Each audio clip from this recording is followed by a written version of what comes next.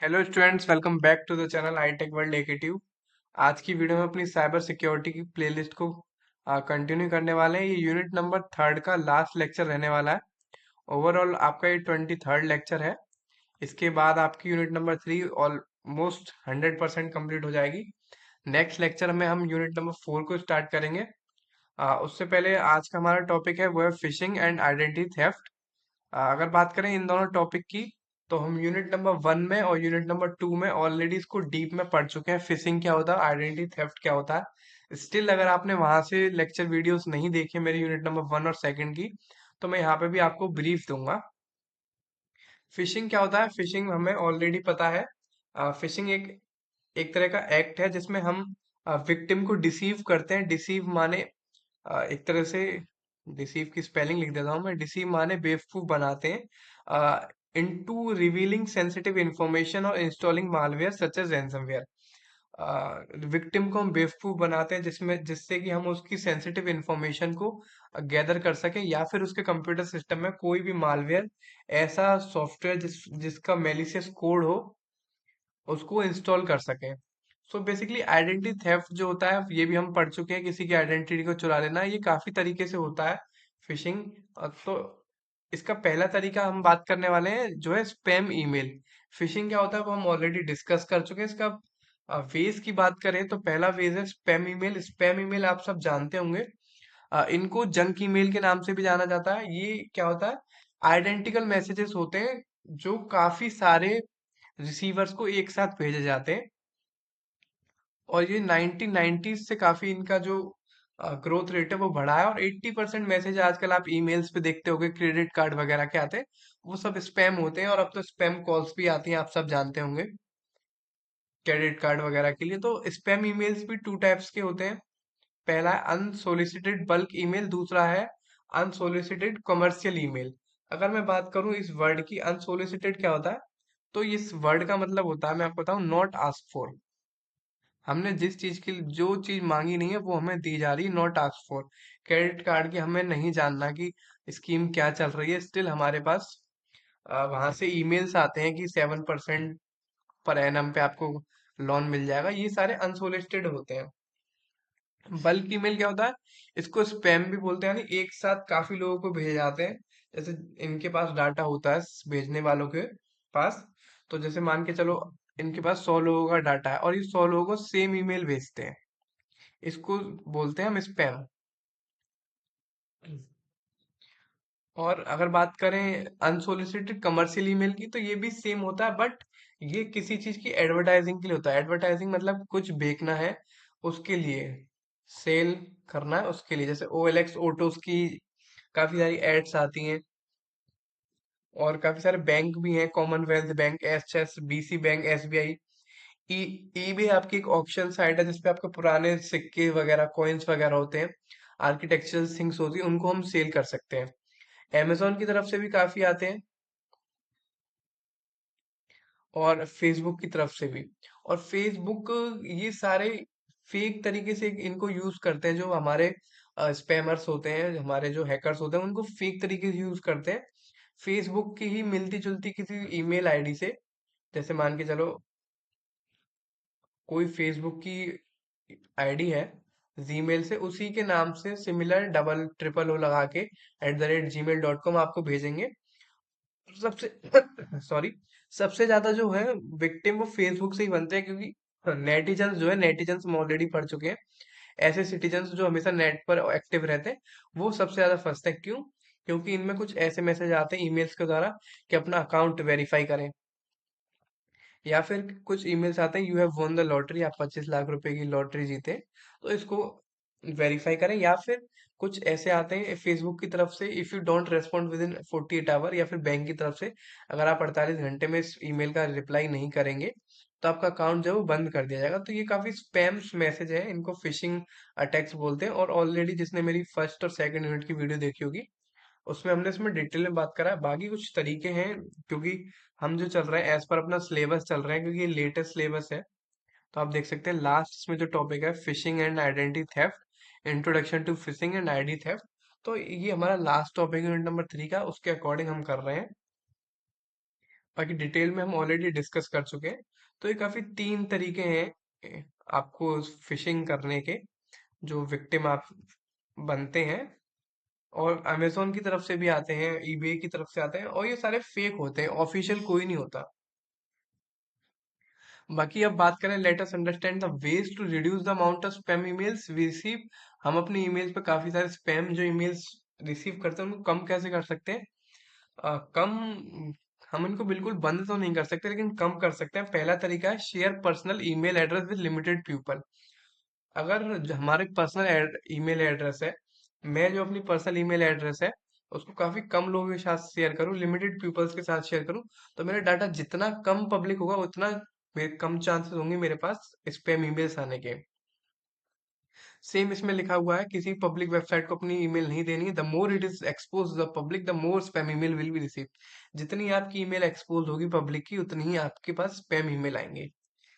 Second है, never reply और open any spam emails. अगर आपको लगता है कि स्पैम है, स्टिल जीमेल में स्पैम फिल्टर भी होता है, तो उसको कभी भी खोलें ना खोलें, और अगर खोल भी रहे हो तो रिप्लाई ना करें।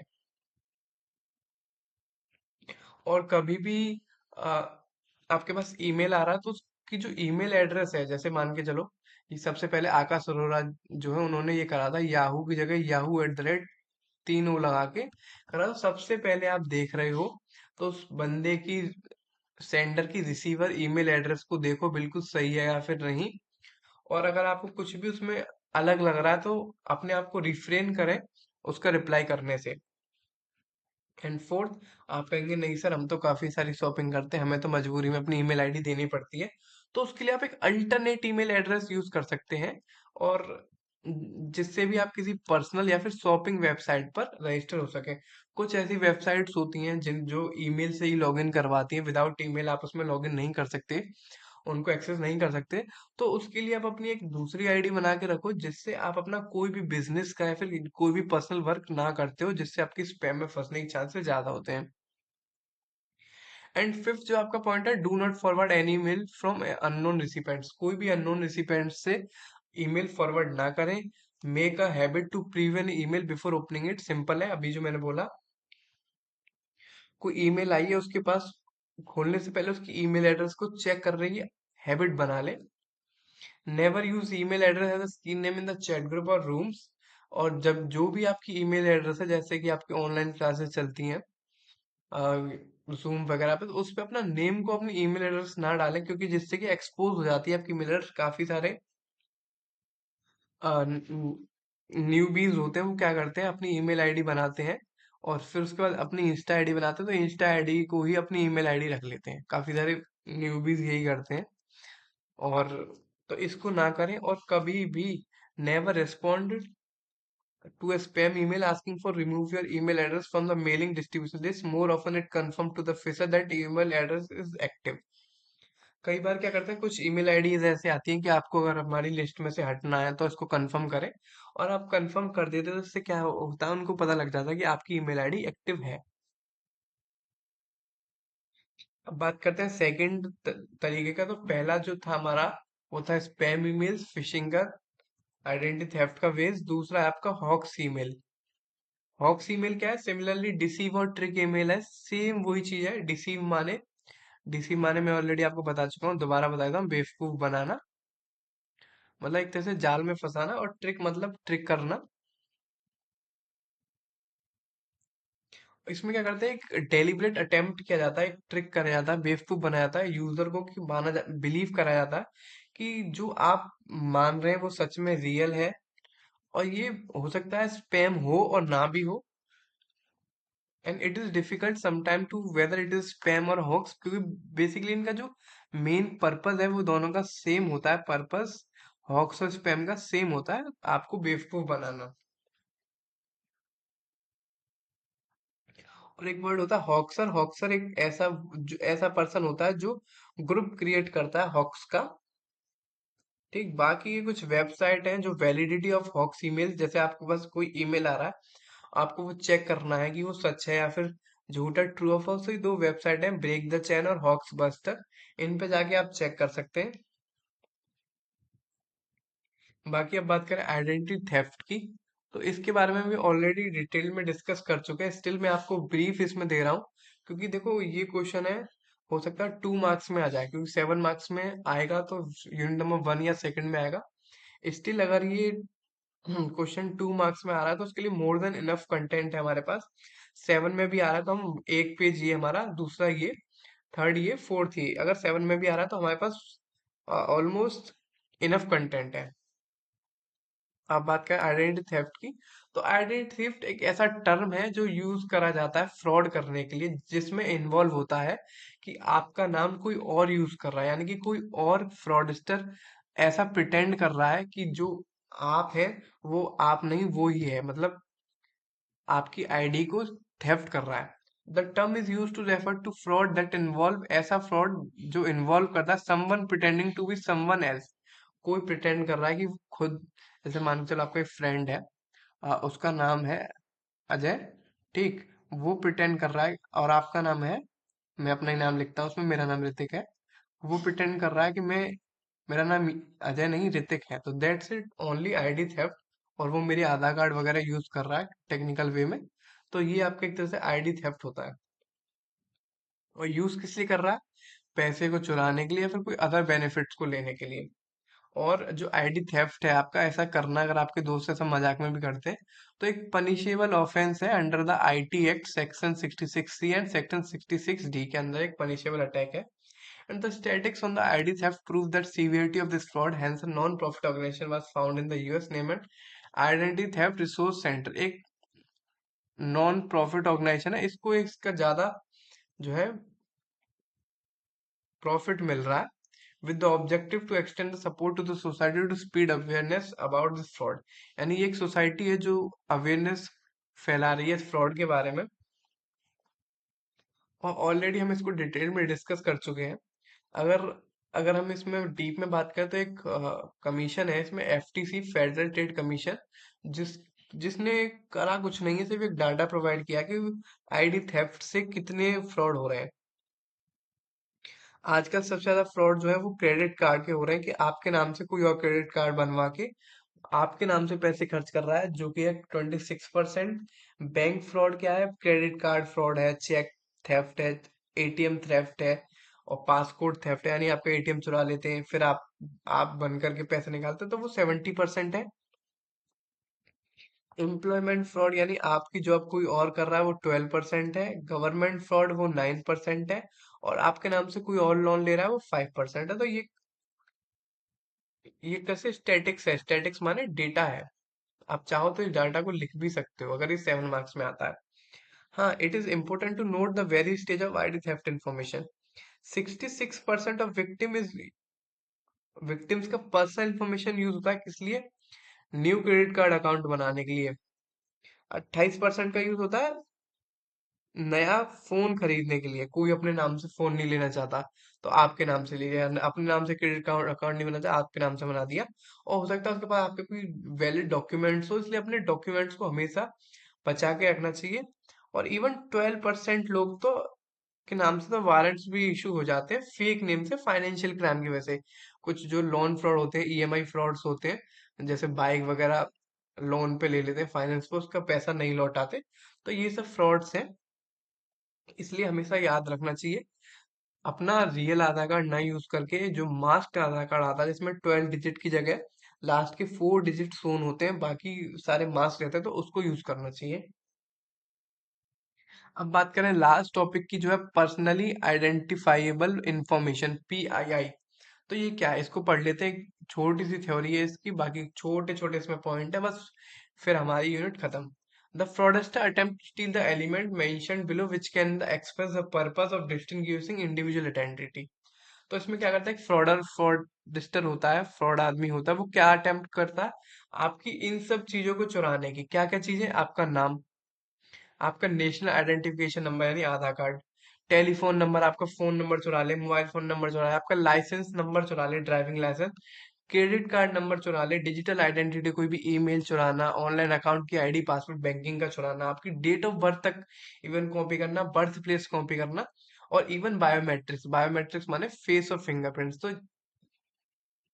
इन सब चीजों को चुराने की कोशिश आपकी आती है PIII में, और ये ऑफिशियल पनिशेबल है पर्सनली आइडेंटिफाइबल इंफॉर्मेशन में। ठीक, अब हम बात करते हैं आइडेंटिटी थेफ्ट के टाइप्स क्या है। तो पहला टाइप है फाइनेंशियल आइडेंटिटी थेफ्ट, दूसरा है क्रिमिनल, तीसरा आइडेंटिटी क्लोनिंग, फोर्थ है बिजनेस आइडेंटिटी थेफ्ट, फिफ्थ है मेडिकल आइडेंटिटी थेफ्ट, सिक्स्थ है synthetic identity theft and seventh है चाइल्ड आइडेंटिटी थेफ्ट। फाइनेंशियल में क्या होता है, जैसे फाइनेंशियल आपके नाम से कोई किसी ने न्यू बाइक ले ली आपके डॉक्यूमेंट से। क्रिमिनल क्या है, आपके नेम से कोई क्राइम ऑफेंस कर दिया। बिजनेस आइडेंटिटी क्लोनिंग, क्लोनिंग माने मैच करना, सेम आइडेंटिटी बना लेना। बिजनेस आइडेंटिटी थेफ्ट कर लेना, तो मेडिकल के फील्ड में कोई आइडेंटिटी थेफ्ट कर लेना। तो ये सारे टाइप्स हैं। और बाकी बात करें इनकी टेक्निक्स क्या होती है आईडी थेफ्ट की, तो इनकी दो टेक्निक्स होती है, पहला ह्यूमन बेस्ड, दूसरा कंप्यूटर बेस्ड। तो ह्यूमन बेस्ड में आप जैसे नाम से समझ पा रहे हैं, कोई भी पर्सन आके आपके आइडेंटिटी को चुरा लेता है। और कंप्यूटर बेस्ड कोई भी पर्सन नहीं, डिजिटल आपका आइडेंटिटी को चुराया नहीं कोई कंप्यूटर। एट दी एंड उसके बैक एंड पे कोई पर्सन इन्वॉल्व होगा, लेकिन मीन्स जो होता है उसका कंप्यूटर मीन्स होता है, यानी कंप्यूटर को यूज करके और इसमें ह्यूमन को यूज करके। फॉर एग्जांपल मैं आपको बता देता हूँ। पहला direct access to the information, आपके आधार कार्ड बैंक पासबुक को चुरा लेना। दूसरा डंपस्टर डाइविंग, यानी आपने अपनी जैसे आपकी पासबुक भर गई, आपने वो फेंक दी, तो डंपस्टर यानी जो उसने आपको डंप करा और वो उसने वहां से उठा लिया। जैसे जैसे आप एटीएम से पैसे निकालते हो और अपनी पर्ची वहीं फेंक देते हो ना, वही उसको कोई और ह्यूमन ले ले तो वो आपकी डंपस्टर डाइविंग हुई। Theft of a purse of a wallet, आपका पर्स चुरा लेना। मेल थेफ्ट, आपकी मेल आईडी चुरा लेना। शोल्डर सर्फिंग हम ऑलरेडी डिस्कस कर चुके हैं, यानी आप कुछ चीज चला रहे हो, आपके बराबर में से कोई आपकी इंफॉर्मेशन को देख ले। डिसऑनेस्ट और मिसट्रीटेड एम्प्लॉय, यानी आप किसी कंपनी में काम करते हैं, उसके सारे एम्प्लॉयज के आपके ईमेल आईडी, तो उनको आप चुरा लेना, बेईमानी कर लेना। और telemarketing and fake telephone calls, और जो टेली मार्केटिंग और फेक टेलीफोन कॉल से आप कोई भी डाटा ले लेना। तो इसमें आप सब देख रहे हैं एक पर्सन है वो इन्वॉल्व है। अब बात करते हैं कंप्यूटर बेस्ड टेक्निक की, तो बैकअप थेफ्ट, आपके फोन में किसी और कोई, आपने फोन लिया उसमें आपके पर्सनल इन्फॉर्मेशन थी, फिर वो आपने सेल आउट कर दिया, तो आपके फोन से बैकअप ले लेना। हैकिंग, हैकिंग आप सब जानते हो, एक अनऑथराइज एक्सेस लेना आपके सिस्टम में और आपका डाटाबेस को चुरा लेना। तीसरा फिशिंग, फिशिंग तो यार हम फर्स्ट सेकंड थर्ड में पढ़ते ही आ रहे हैं। फार्मिंग और हार्डवेयर, ये सारी जो है टेक्निकल टर्म्स है, आपके फोन में से बैकअप थेफ्ट वगैरह को यूज करके आपका डाटा ले लेना। तो इसमें आप देख सकते हो कहीं ना कहीं कंप्यूटर यूज हो रहा है। तो दो तरह की टेक्निक से, यूनिट नंबर वन में सिर्फ इतना ही, माफ कीजिएगा यूनिट नंबर थ्री में सिर्फ इतना ही। इसके बाद जो है हम अपनी यूनिट नंबर फोर को स्टार्ट करेंगे। और बाकी आपको मेरी वीडियो पसंद आ रही हो तो इसको लाइक करना ना भूलें, चैनल को सब्सक्राइब जरूर करें। कोई कमेंट, अगर आपके अंदर डाउट है तो उसको कमेंट करें। और मेरे से आप सोशल साइट्स पे भी ऐड हो सकते हैं।